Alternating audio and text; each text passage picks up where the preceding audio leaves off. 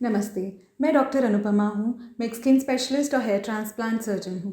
आज इस वीडियो में हम बात करेंगे कि डायपर रैश या नैपी रैश बच्चों में क्यों होता है। मैं ये भी बताऊँगी कि डायपर रैश को कैसे ठीक करें, इसके लिए कौन सी दवाइयाँ या क्रीम्स होती हैं।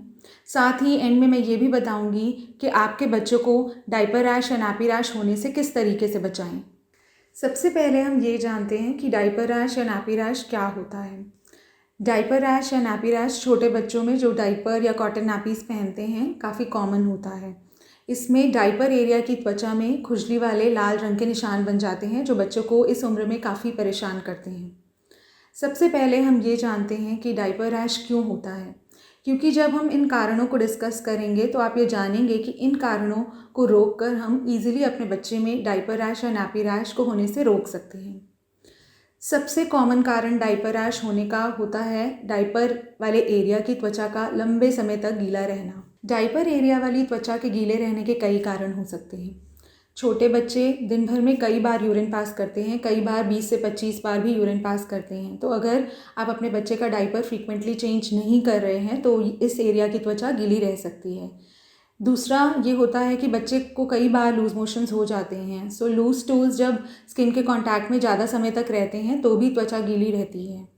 तीसरा, बच्चे को डायपर एरिया में काफ़ी ज़्यादा पसीना आता है, स्पेशली अगर वो लंबे समय तक डायपर पहनते हैं। तो इन सभी कारणों की वजह से इस एरिया की त्वचा गीली रहती है और जब ये गीली त्वचा डायपर के कांटेक्ट में आती है तो कंटिन्यूअस फ्रिक्शन होने की वजह से डायपर एरिया की जो त्वचा है वो डैमेज हो सकती है। जब ये डैमेज स्किन यूरिन में प्रेजेंट अमोनिया या फिर स्टूल्स में प्रेजेंट डाइजेस्टिव एंजाइम्स के संपर्क में आती है तो इस एरिया में इरिटेशन हो जाती है और डायपर रैश हो सकता है। कई बार जब हम सोप यूज़ करते हैं बच्चे के डायपर एरिया को वॉश करने के लिए, वो भी बच्चे की त्वचा को इरिटेट कर सकता है। इसके अलावा कई सारी ऐसी चीज़ें होती हैं जो हम डायपर एरिया या नैपी एरिया में इस्तेमाल करते हैं उसको ड्राई या क्लीन रखने के लिए।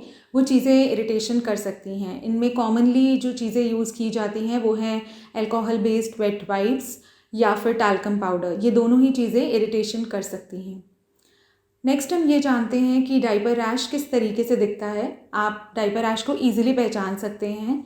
आप देखेंगे कि अगर आपके बच्चे को डायपर रैश हुआ है तो डायपर एरिया में जिसमें त्वचा डायपर के डायरेक्ट कांटेक्ट में आ रही है वो त्वचा आपको काफ़ी ज़्यादा लाल नज़र आएगी। कई बार उसमें से क्लियर फ्लूइड भी निकलता हुआ नज़र आएगा।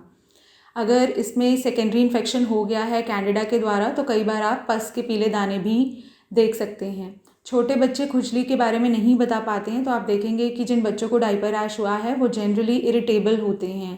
अब हम बात करते हैं कि डायपर रैश का बचाव कैसे करें। घर में कुछ सिंपल स्टेप्स फॉलो करने की वजह से आप डायपर रैश का ईजिली बचाव कर सकते हैं। सबसे पहले आपको ये ध्यान रखना है कि आपके बच्चे के डायपर एरिया की त्वचा लंबे समय तक गीली ना रहे। सबसे पहले इसके लिए आपको ध्यान रखना है कि बच्चे को पूरे दिन डायपर ना पहनाएं। बच्चे को कुछ ऐसा समय दें जबकि उसकी स्किन हवा के नीचे ड्राई हो सके। सेकेंडली, आप ऐसे डायपर्स यूज़ कर सकते हैं जिनकी पानी सोखने की क्षमता ज़्यादा हो। ये बच्चे की स्किन को लंबे समय तक ड्राई रख सकते हैं। दूसरा, अगर आप अपने बच्चे को डायपर पहना रहे हैं तो फ्रीक्वेंटली उसे चेक करें कि बच्चे ने यूरिन या स्टूल पास तो नहीं किया है और ऐसा होने पर फ्रीक्वेंटली चेंज करें। दूसरी हम बात करते हैं क्लोथ डायपर की या क्लोथ नैपीज़ की। आप इन्हें भी इस्तेमाल कर सकते हैं, लेकिन ये ध्यान रखें कि जब भी ये गीली हो जाए तो इन्हें चेंज करें। क्लोथ डायपर या क्लोथ नैपीज़ को वॉश करते समय माइल्ड डिटर्जेंट का ही इस्तेमाल करें। दूसरा, इन डायपर्स को धोते समय एंटीसेप्टिक सॉल्यूशंस का इस्तेमाल ना करें। अब हम बात करते हैं कि डायपर चेंज करते समय या नैपी चेंज करते समय किन बातों का ध्यान रखें। आप ध्यान रखें कि अगर नैपी या डायपर गीला हो गया है तो उसे हटा दें। दूसरा, नेक्स्ट डायपर पहनाने से पहले 5 मिनट का बच्चे को ब्रेक दें जिससे कि स्किन ड्राई हो सके। उसके बाद उस एरिया पे अच्छे से ब्लैंड मॉइस्चराइज़र जिसमें कि लिक्विड पैराफिन या वाइट सॉफ्ट पैराफिन होता है ये लगाएं और फिर बच्चे को नया डायपर या नैपी पहनाएं। साथ ही साथ कुछ डायपर्स ऐसे अवेलेबल होते हैं जिनमें डायपर की इनर लेयर में मॉइस्चराइज़र लगा होता है। ये डायपर्स थोड़े से बेटर होते हैं, ये स्किन को मॉइस्चराइज करते हैं तो डायपर रैश होने से बचा सकते हैं। साथ ही साथ अगर आप डायपर एरिया को क्लीन करने के लिए वेट वाइप्स का इस्तेमाल करते हैं तो 2 बातों का ध्यान रखें। सबसे पहले ये कि ये वाइप्स सॉफ्ट होने चाहिए ताकि बच्चे की त्वचा पर रगड़ ना हो। सेकेंड चीज़, अल्कोहल बेस्ड वाइप्स का इस्तेमाल ना करें, वाटर बेस्ड वाइप्स का इस्तेमाल करें, बिकॉज अल्कोहल जो वाइप्स में होता है वो स्किन को इरिटेट कर सकता है। अब हम डायपर रैश के ट्रीटमेंट की बात करते हैं। ट्रीटमेंट जानने से पहले ये जानना ज़रूरी है कि डायपर एरिया में डायपर रैश के अलावा कई और स्किन की प्रॉब्लम्स भी हो सकती हैं, जैसे कि सोरियासिस हो सकता है या फिर सेबोरिक डर्मेटाइटिस। ये कॉमन प्रॉब्लम्स हैं। सो अगर आपके बच्चे को डायपर एरिया में कोई भी रैश हुआ है तो उसे ट्रीटमेंट करने से पहले आप डॉक्टर को ज़रूर दिखा लें, ताकि करेक्ट डायग्नोसिस हो पाए, क्योंकि करेक्ट डायग्नोसिस होने पर ही करेक्ट ट्रीटमेंट किया जा सकता है। ट्रीटमेंट काफ़ी सिंपल होता है। जो प्रिकॉशंस मैंने आपको बताए वो फॉलो तो करनी ही हैं। साथ में हम कुछ क्रीम्स भी देते हैं। इनमें ज़्यादातर हम माइल्ड स्टेरॉयड क्रीम्स देते हैं, जैसे कि हाइड्रोकॉर्टिज़ोन क्रीम।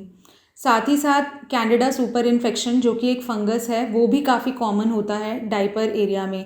जैसे कि मैंने आपको बताया कि डायपर रैश के ऊपर कई बार पस वाले दाने बन जाते हैं। सो ये पस वाले दाने जनरली कैंडिडा की वजह से होते हैं, जो कि एक फंगस है।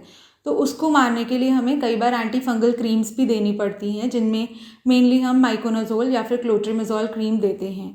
सो इन सिंपल स्टेप्स को फॉलो करने से बच्चे में डायपर रैश ईजिली ठीक हो जाता है। अगर ये ठीक नहीं हो रहा है रिपीटेड ट्रीटमेंट करने के बावजूद भी, तो हो सकता है जो मैंने दूसरी प्रॉब्लम्स बताई स्किन की, वो हो सकती हैं। सो इस वीडियो में मैंने कोशिश की है कि आपको डायपर रैश के बारे में सारी जानकारी दी जाए। अगर इसके अलावा भी आपके कोई क्वेश्चंस या क्वेरीज़ हैं डायपर रैश को लेकर, तो आप मुझे कमेंट सेक्शन में बता सकते हैं। मैं जवाब देने की पूरी कोशिश करूँगी। Please subscribe to our channel, and for more such videos and information, please click on the bell icon. You can also follow us on Facebook, Twitter and Instagram.